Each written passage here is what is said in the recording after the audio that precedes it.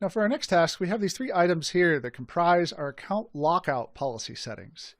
And it's these also that can be a little confusing because of the way they're worded. So let's step through all of these and how you might configure them. The first of which is this account lockout duration value, which is defined as a number of minutes that essentially how long will you be locked out should you enter in your password incorrectly a certain number of times.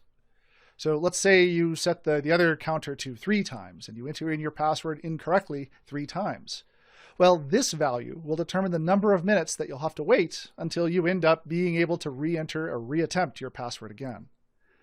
That brings us to our second setting down here, which is the account lockout threshold.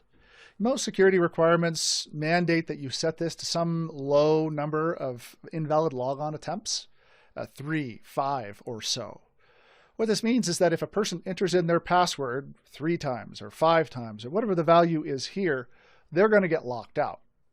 They will then be locked out for however number of minutes you configure for the top value up here. So 30 minutes is the amount of time until they can reattempt to log in with their username and password.